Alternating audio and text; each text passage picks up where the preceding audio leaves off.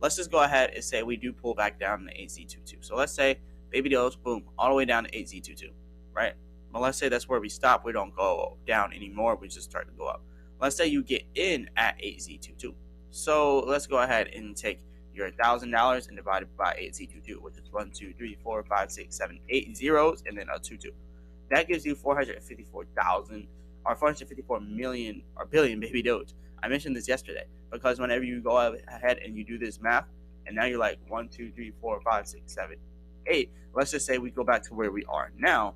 If you were buying at 8Z22 and it just goes to where we are now, that's a $363 gain. Just if we go back down to the next support and then go back up to where we are now. So there's always the possibilities of us having huge run-ups inside of Baby Doge.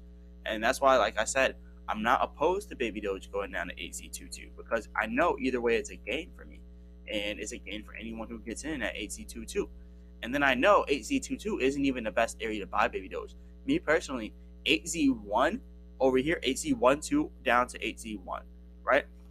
Now, obviously, 8Z12 is the actual support, but typically, like how we seen above there, it'll go down a little bit and then it'll go back up to the support. Like it'll go a little bit below the support and then it'll go back up to the support.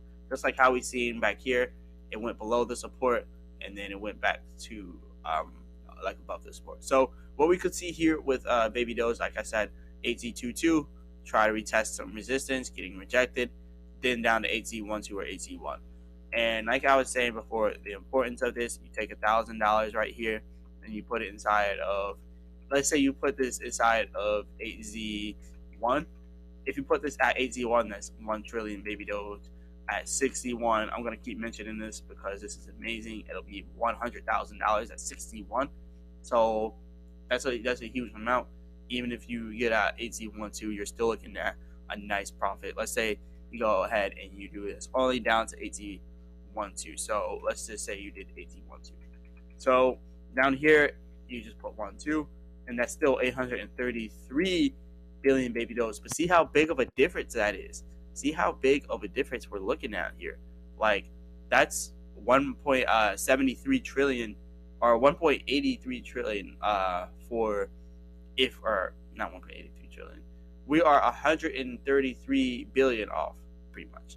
So that's 833 billion. That is a lot. But to think a whole 133 billion that you lost off of like a 0.2 of a change from 8Z12 to 8Z10, like that's a huge difference. So that's why I like to get in, at certain spots, because if you multiply this by 61, now you're gonna get even less of a number. You're gonna get all the way down here at $83,000 just off of a small change like that.